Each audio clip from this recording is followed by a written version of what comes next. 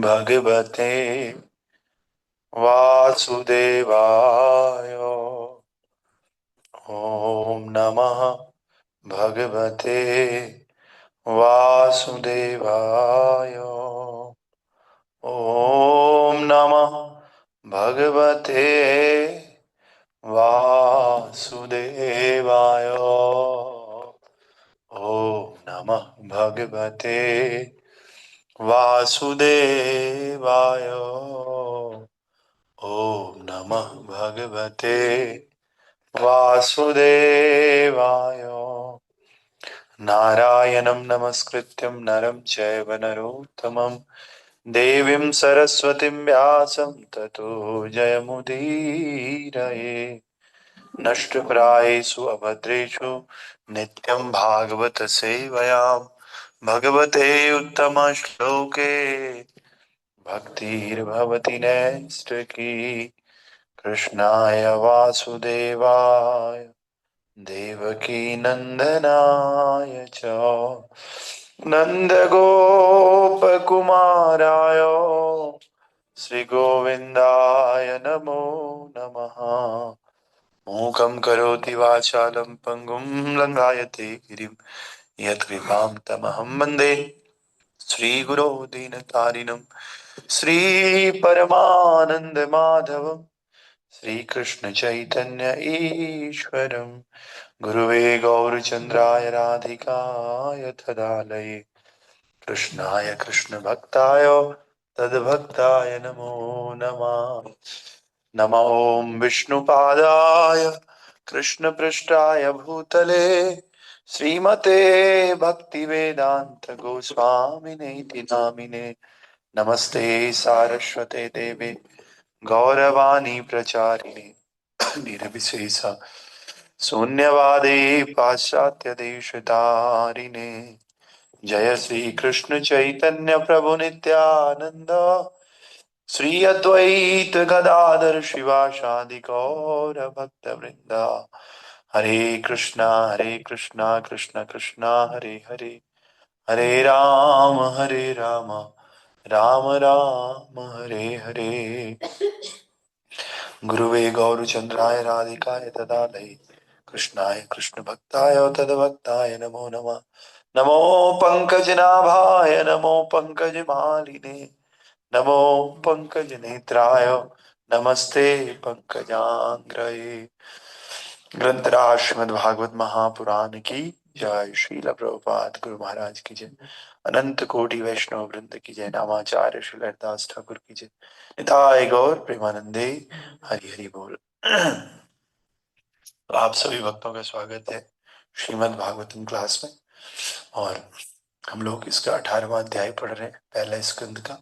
इसका नाम है ब्राह्मण बालक द्वारा महाराज परीक्षित को शाप।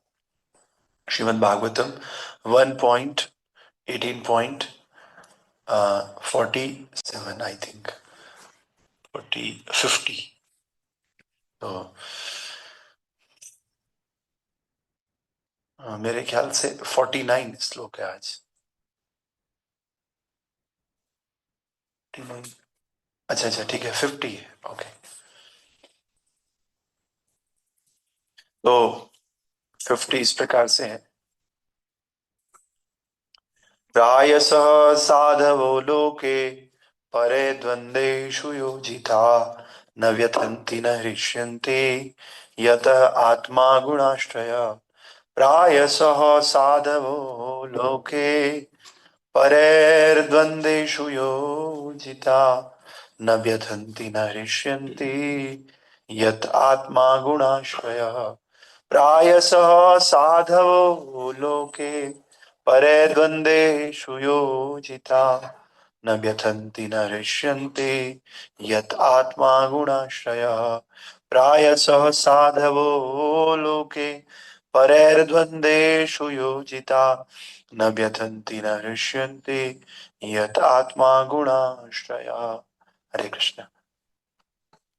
हरे कृष्ण प्रभु जी। प्रायशः साधवो लोके परे द्वन्द्वुषु योजिता न व्यथयन्ति न हस्यन्ति यत आत्मा गुणान्यस्य। हरे कृष्ण। और कोई भक्त?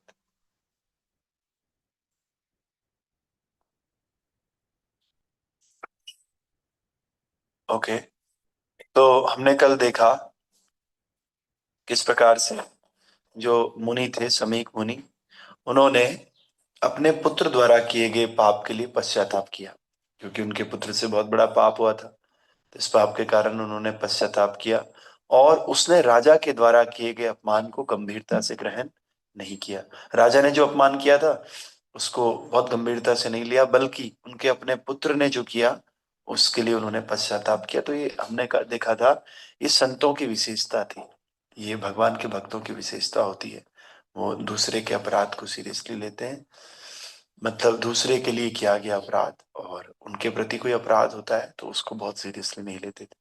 तो हमने देखा था लास्ट में कि ये सारा काम भगवान की इच्छा से हुआ था, इसीलिए परीक्षित महाराज को भी, समीक मुनि को भी और उनके पुत्र श्रृंगी, इन तीनों को कोई कठिनाई नहीं हुई, क्योंकि इन तीनों ने ही भगवान की इच्छा में सपोर्ट किया था। और हर काम परम पुरुष के संबंध में अगर हम करते हैं तो हमें जीवन में कोई कठिनाई नहीं होती है। ये बात हमने इस श्लोक से सीखी थी कल।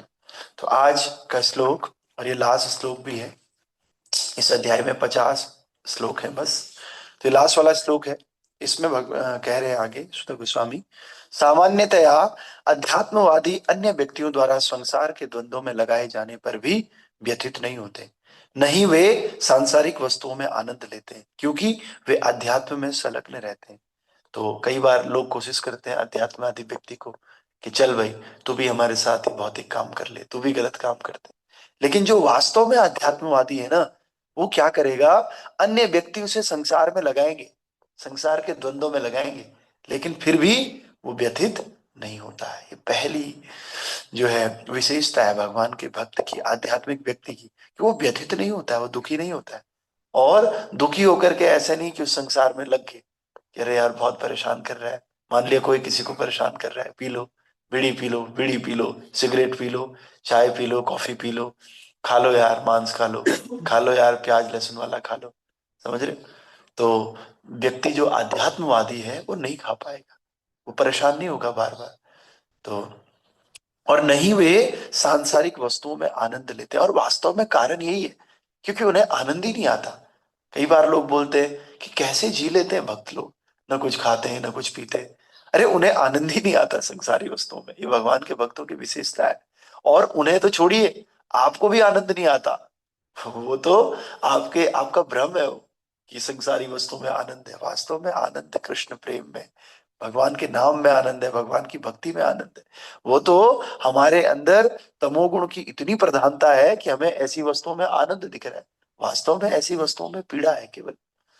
तो इसीलिए, क्योंकि वे आध्यात्म में संलग्न रहते हैं, जो भी व्यक्ति आध्यात्म में संलग्न रहेगा ना, वो इस बात को समझेगा कि किस प्रकार से भौतिक वस्तुओं में केवल कष्ट ही कष्ट है और आध्यात्मिक वस्तुओं में केवल आनंद ही आनंद है। इसीलिए वो क्या करेगा, अध्यात्म में लगेगा, और लोगों के बार बार बोलने पर भी, लगाने पर भी भौतिक वस्तुओं में नहीं लगेगा।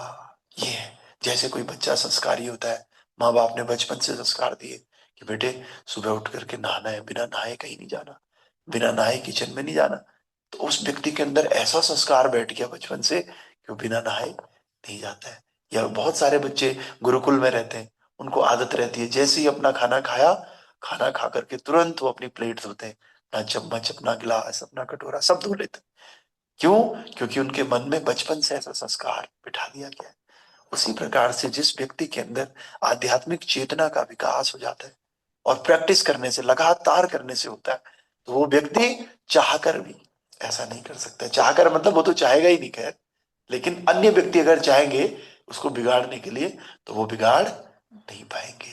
तो इसीलिए हमें भी क्या करना है, अपनी चेतना को इतना प्रैक्टिस करना है, इतना प्रैक्टिस करना है कि चेतना को आध्यात्मिक बना लेना है। कोई बुरे विचार, कोई बुरी चीज, कोई हमें फोर्स भी क्यों ना करे, कितना भी फोर्स क्यों ना करे, हम उसके बहकावे में नहीं आएंगे। और फोर्स कैसे होता है आजकल, फोर्स ऐसे नहीं होता है कि हाँ जबरदस्ती में बोल रहा हूँ खा ले, नहीं। फोर्स वो एटमॉस्फेयर के द्वारा होता है। जैसे आजकल हम काम करते हैं, कहीं पे नौकरी करते हैं, तो नौकरी जहां करते हैं वहां रजोगुण की प्रधानता होती है, और रजोगुण की प्रधानता में सारे लोग तो रजोगुणी, बस एक ही आप तो सतोगुणी हो। तो कहीं ना कहीं धीरे धीरे धीरे उस रजोगुण का प्रभाव आपके अंदर आएगा, और आप भी वो सामने वाला फोर्स नहीं कर रहा है, लेकिन सामने वाला इनडायरेक्टली फोर्स कर रहा है, क्योंकि आप जिस माहौल में रह रहे हो वो माहौल उसी तरह का है, और वो माहौल आपको बदलेगा। लेकिन क्या कह रहे हैं, अगर आपने भगवान की भक्ति की है तो वो माहौल आपको बदल नहीं पाएगा। लेकिन सुबह उठे, हाथ मुंह धो के सीधे नौकरी पे चले गए, एक दिन बच जाओगे, 2 दिन बच जाओगे, 3 दिन बच जाओगे, एक दिन वो रजोगुणी माहौल आपको कन्वर्ट कर देगा, आप भी रजोगुणी हो जाओगे, आप भी अध्यात्म से भटक करके रजोगुणी माहौल में आनंद लेने लग जाओगे। इसीलिए हम सबको, श्रीला प्रभुपाद ने कहा morning programme, we should strictly follow the morning programme. सुबह सुबह रोज मंगल आरती करनी चाहिए, भगवान का नाम जप करना चाहिए, और भागवतम पढ़ना चाहिए सुबह सुबह। ये 3 काम अगर आपने सुबह कर लिए, बस आप चाहे रजोगुण में जाओ चाहे तमोगुण में जाओ, कोई भी गुण आपको प्रभावित नहीं कर पाएगा। किसी भी गुण में इतनी मजाल नहीं है कि वो आपको प्रभावित कर सके। आप रजोगुणी से रजोगुणी माहौल में नौकरी के लिए चले जाओ, बिजनेस के लिए चले जाओ, आप प्रभावित नहीं होंगे, बल्कि हो सकता है आप लोगों को प्रभावित करें। ऐसे ही तो प्रचार होता है। भक्त लोग जहाँ नौकरी करते हैं वहां दूसरे लोगों को भक्त बना देते हैं। कैसे? वो खुद भक्ति कर रहे हैं, इसलिए खुद भक्ति ना कर रहे हो जो लोग, वो बना के दिखाएं, नहीं बना पाते। तो इसीलिए हम सबको, आप सबसे विनती है कि आप सुबह सुबह भगवान का नाम लीजिए, एक श्लोक भागवतम का रोज पढ़िए, और मंगला आरती कीजिए। बस ये 3 आपने अगर सुबह कर दिया ना, आप कहीं भी चले जाइए। और धीरे धीरे कोशिश कीजिए। कई बार हम बिना नहाए जब कर लेते हैं सुबह, तो शुरू शुरू में ठीक है, लेकिन धीरे धीरे हमारा प्रयास है कि अपग्रेड होना है, धीरे धीरे बढ़ाना है, स्टेप बाय स्टेप। ठीक है, अभी बिना नहाए कर रहे थे, बीच फिर कभी कभी नहा के करें, फिर ऐसा समय आ गया हमेशा ही नहा के करें। तो धीरे धीरे धीरे विकास करना है बस। इसको बोलते हैं, प्रभुपाद जी बता रहे थे कल, क्रमिक विकास। कैसा? Step by step, baby steps बोलते हैं। आज 1 माला, कल 2 माला, 10 दिन बाद 20 माला, 3 माला, फिर 4 माला, फिर 8 माला। अगर ये माला माला नहीं बढ़ाएंगे ना, तो ऊपर वाला माला खराब हो जाएगा, तो फिर इलाज करवाना पड़ेगा। समझ रहे हैं? तो अगर हम सब चाहते हैं कि हमारा ऊपर वाला माला ठीक रहे, तो हमें अपनी माला बढ़ानी चाहिए, अपनी माला करनी चाहिए रेगुलरली, नियमित रूप से। तो हम सबका ऊपर वाला माला ठीक रहेगा, नहीं तो ये माला बिगड़ जाएगा धीरे धीरे। ठीक है, ये माला बन जाएगा नाला। ठीक है, तो इसलिए तात्पर्य बाय अर्चनीय वंदनीय प्रातः स्मरणीय जगत गुरु श्रील प्रभुपाद जी द्वारा, श्रील प्रभुपाद की जय। अध्यात्मवादी जन ज्ञानी, योगी तथा भगवान के भक्त होते हैं। 3 तरह के अध्यात्मवादी हैं, स्पिरिचुअल लाइफ जीने वाले 3 तरह के लोग हैं, एक ज्ञानी, एक योगी, और एक भगवान के भक्त। बहुत ढंग से इन बात को समझिए। ज्ञानियों का लक्ष्य ब्रह्म में तदाकार होने की सिद्धि प्राप्त करना होता है। ज्ञानी क्या चाहते हैं? ब्रह्म में एक हो जाऊं, लीन हो जाऊं ब्रह्म। और जो योगी होते हैं, वो योगी परमात्मा की अनुभूति करना चाहते हैं। और परमात्मा कहाँ रहते हैं? हृदय में। वो योग करते हैं, ऐसे ध्यान करते हैं, और अपने हृदय पे ध्यान लगाते हैं, क्योंकि हृदय में कौन है? परमात्मा है। ठीक है, जो ज्ञानी है वो क्या करता है? ब्रह्म में लीन होना चाहता है। योगी क्या चाहता है? हृदय में परमात्मा का अनुभव करना चाहता है। और जो भगवान के भक्त गण होते हैं, वो भगवान के व्यक्तित्व की दिव्य प्रेममय सेवा में संलग्न रहते हैं। वो न तो ज्ञान का अनुसरण करते हैं, न ही ध्यान का अनुसरण करते हैं। वो चाहते हैं भगवान सामने हो, मैं भगवान के आदेश का पालन करूं, मैं भगवान की सेवा करूं, भगवान मुझे जो आदेश दे मैं उनका पालन करूं। उसको भक्त बोलते हैं। और चूंकि ब्रह्म, परमात्मा तथा भगवान एक ही दिव्यता की विभिन्न अवस्थाएं हैं, अतएव ये सभी आध्यात्मवादी प्रकृति के तीनों गुणों से परे होते हैं। तो इसलिए ब्रह्म भी, परमात्मा भी, और भगवान भी, ये तीनों क्या है? एक ही दिव्य पुरुष की 3 अवस्थाएं। मतलब भगवान जो रियलाइजेशन है भगवान का ही है, पर भक्त लोग करते हैं वैसा, लेकिन बोलेंगे तो उसको भगवान अवस्था।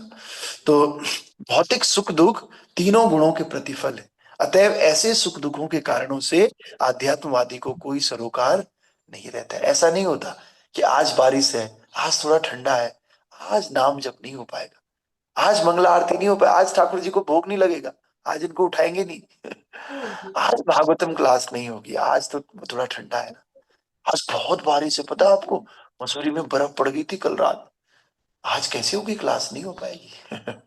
ऐसा नहीं होता है। जो आध्यात्मिक स्तर पर ऊपर उठ जाता है, उसे भौतिक सुख दुख परेशान नहीं करते हैं। परेशान करने का क्या मतलब है? उसे ठंड नहीं लग रही? लग रही है। परेशान करने का मतलब है कि उसका जो आध्यात्मिक योजना है, जो उसका आध्यात्मिक रूटीन है, वो कभी भी गड़बड़ नहीं होता है। आगमा पाइनो नित्याम तान तितिक्षस्व भारत। ये तो आता रहता है और जाता रहता है, इससे मेरी साधना पे कोई फर्क नहीं पड़ता है, इससे भक्त की साधना पे कोई फर्क नहीं पड़ता है। भक्त को रोज भगवान की सेवा करनी है, चाहे बर्फ पड़े, चाहे आंधी तूफान आए, चाहे गर्मी आए। भक्ति आंधी तूफान आएगा, भक्त और जोर से नाम लेता है, हरे कृष्ण कृष्ण कृष्ण हरे हरे, हरे राम राम राम हरे हरे। और कभी ठंड लगती है ना, ठंड में मैंने देखा जब आश्रम में थे, तो ठंड में क्या होता है, भक्त ठंड में जल्दी जल्दी करता है, हरे कृष्ण कृष्ण कृष्ण हरे हरे, हरे राम राम राम हरे हरे। प्रभु जी बहुत ठंडा है। हरे कृष्ण कृष्ण कृष्ण हरे हरे, हरे राम राम राम हरे हरे। नहाएगा वो, फिर भी जब करेगा वो, क्योंकि तान तितिक्षस्व भारत। इस श्लोक की पहली लाइन क्या है आपको पता थी? आगमा पाइनो नित्यम ताम तितिक्षस्व भारत। उसकी पहली लाइन याद है क्या है? हाँ, मात्रा स्पर्शास्तु कौन्तेयो शीतोष्ण सुख दुख हयो। मात्रा स्पर्शास्तु कौन्तेय, कुंती पुत्र, शीतोष्ण सुख दुख हयो। शीत भी आएगी, उष्ण भी आएगी, गर्मी, लेकिन तुझे इस बात से कोई लेना देना नहीं है, तुमने तो भक्ति करनी है बस। समझ रहे हो? गर्मी सर्दी बड़ी बात नहीं है, बड़ी बात क्या है?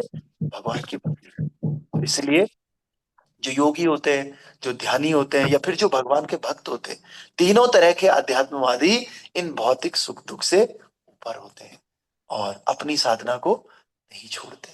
तो इसी प्रकार से अतएव दोनों ही परमेश्वर की इच्छा से उत्पन्न हुई इस दुर्घटना से अलिप्त थे। खेलने की उम्र वाला बालक भगवान की इच्छा पूर्ति में निमित्त मात्र बना था। तो कभी कभी जाने अनजाने हम भगवान की भक्ति में निमित्त बन जाते, भगवान की सेवा में निमित्त बन जाते, तो उसका भी फल हमें मिलता है। जैसे कोई व्यक्ति है, जबरदस्ती बोल दिया आजा भाई ये सेवा कर ले, कर दी उसने सेवा, तो सेवा तो उसी ने करी ना, चाहे जाने अनजाने जैसे भी करी हो, तो वो भक्ति में निमित्त बनेगा। उदाहरण के लिए कोई छोटा बालक है, किसी ने जानबूझ के आग में हाथ डाल दिया और किसी ने अनजाने में डाला, चाहे उसने अनजाने में डाला चाहे उसने जानबूझ के डाला, बताओ हाथ जलेगा कि नहीं जलेगा? उसी प्रकार से भगवान की भक्ति है, चाहे आपने जानबूझ के करी चाहे आपने अनजाने में करी, भक्ति का फल तो मिलेगा आपको। इसीलिए ये न केन प्रकारेण हमको भक्ति करनी चाहिए। क्या करनी चाहिए? भक्ति। अब रावण क्या करता था, या अब कंस की बात कर लो, कंस क्या करता था? बार बार कृष्ण को याद करता था। भक्ति भाव से, प्रेम से याद करता था या नफरत से करता था? नफरत से करता था। लेकिन फिर भी भगवान ने क्या किया, जब उनको मृत्यु हुई, उनको मारा तो उनको बैकुंठ धाम दे दिया। सोचो, जो भगवान का स्मरण नफरत से कर रहा है उसको सीधे मुक्ति मिल रही। तो हम अगर भगवान का भजन प्रेम से करेंगे तो हमें क्या मिलेगा? मुक्ति से भी ऊपर की वस्तु मिलेगी, भगवान का धाम मिलेगा, भगवान का प्रेम मिलेगा। याद रखना, मुक्ति और भगवान के प्रेम में अंतर है। मुक्ति तो दुखों से मुक्ति, भौतिक संसार से मुक्ति, जरूरी नहीं वहां आपको प्रेम मिलेगा। जैसे उदाहरण के लिए किसी ने आईआईटी का एग्जाम क्रैक किया, आईआईटी का एग्जाम क्रैक करना अलग बात है, लेकिन क्रैक करने के बाद आपको वहां क्या मिलता है वो बात अलग है। वहां किसी को रैगिंग होती है, किसी के अच्छे मार्क्स नहीं आते, किसी को अच्छा प्रेम नहीं मिलता वहां। या इसी प्रकार से शादी होना और शादी होने के बाद प्रेम मिलना, दोनों में बड़ा अंतर है। समझ रहे हैं प्रभु जी? बहुत अंतर है। इसी प्रकार से मुक्ति मतलब भौतिक संसार से मुक्त हो जाना, लेकिन मुक्त होने के बाद तीन अवस्थाएं, इन तीन अवस्थाओं में सर्वश्रेष्ठ अवस्था क्या है? भगवान का धाम, और उस भगवान के धाम में भगवान का प्रेम। इसीलिए हम क्या कहते हैं, हमारा लक्ष्य क्या है? भगवान का प्रेम प्राप्त करना, कृष्ण प्रेम प्राप्त करना। ये क्यों नहीं बोलते हैं भगवान को प्राप्त करना? क्या करोगे भगवान को प्राप्त करके अगर प्रेम ही नहीं मिला? वास्तव में भगवान को प्राप्त करने का असली मतलब है भगवान के प्रेम को प्राप्त करना। और जिसने भगवान के प्रेम को प्राप्त कर लिया ना, वो चाहे बैकुंठ में रहे हो, चाहे वो वृंदावन में रहे, चाहे गोलोक में रहे, चाहे यहाँ धरती में रहे, उसे कोई फर्क नहीं पड़ता, क्योंकि उसके पास प्रेम है। समझ रहे? इसलिए कह रहे हैं, मारी बोरा खिबो जे इच्छा तिहार, नित्यादास प्रति तुया अधिकार। कह रहे हैं, भगवान मुझे ऐसा प्रेम दो, ऐसी भक्ति दो कि मेरे अंदर एक भाव प्रकट हो जाए। कैसा भाव? अरे आप मारो रखो, आप मुझे धरती में रखो, नरक में रखो, पाताल रखो, सुतल वितल तलातल रसातल कहीं भी रखो, लेकिन मैं बस आपकी भक्ति करता रहूं। बस मेरे पास भक्ति नाम का हथियार हो ना, तो मुझे कहीं भी डाल दो, ये भी साक्षात गोलोक है, जहाँ भगवान की कथा हो रही है। गोलोक से कम थोड़ी है, समझ रहे हो? जब भी भगवान की भक्ति होती है, हम उस चेतना में रहते हैं, तो हम कहाँ रहते हैं? गोलोक में ही रहते हैं।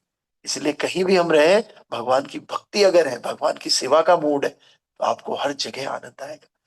लेकिन भक्ति का मूड नहीं है, कृष्ण प्रेम नहीं है, तो आप वृंदावन में भी रह के आनंद की प्राप्ति नहीं करोगे। वृंदावन में गए, वहां याद आ रहा है यार पिज्जा खाना था, बर्गर खाना था, भाव और भक्ति का कुछ लेना देना ही नहीं, तो क्या होगा? वृंदावन में भी आपको आनंद नहीं आएगा। लेकिन भाव भक्ति है, देहरादून में ही रह रहे हैं, और देहरादून में ही आपको आनंद प्राप्ति हो सकती है। इसलिए हमारे आचार्य कहते हैं वृंदावन कोई स्थान नहीं है, वृंदावन एक चेतना है। क्या है? चेतना है, जिस चेतना को आप अमेरिका में रह के भी प्राप्त कर सकते हो।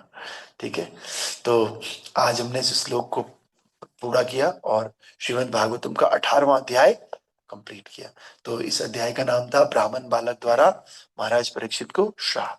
तो हम सबने देखा श्राप मिल गया। ठीक है, तो इस प्रकार श्रीमद् भागवतम के प्रथम स्कंद के अंतर्गत ब्राह्मण बालक द्वारा महाराज परीक्षित को श्राप नाम के 18वें अध्याय का भक्ति वेदांत तात्पर्य पूर्ण हुआ। श्रीमद् भागवत महापुराण की जय। तो अब हम लास्ट श्लोक पढ़ेंगे पहले स्कंद का, 19वां श्लोक, और इसका जो नाम है श्रीला सुखदेव गोस्वामी का प्राकट्य। अब यहाँ से सुखदेव गोस्वामी प्रकट होंगे, क्योंकि श्राप मिल गया। श्राप मिलने के बाद परीक्षित महाराज भटकेंगे पूरे संसार में, बताओ क्या करना चाहिए, मैं 7 दिन में मरने वाला हूँ, और जिसकी मौत 7 दिन में हो रही हो उसको क्या करना चाहिए। तो फिर सुखदेव गोस्वामी का प्राकट्य होगा।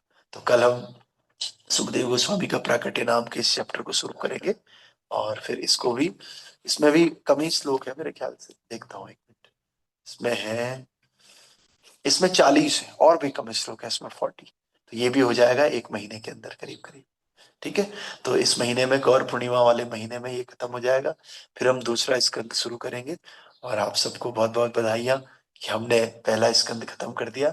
और पहला स्कंद वास्तव में बहुत महत्वपूर्ण है। बहुत सारे महाराज हैं हमारे इस्कॉन में, वो तब तक आपको इनिशिएट नहीं करेंगे जब तक पहला स्कंद ना पढ़ा हो। कंपल्सरी है पहला स्कंद।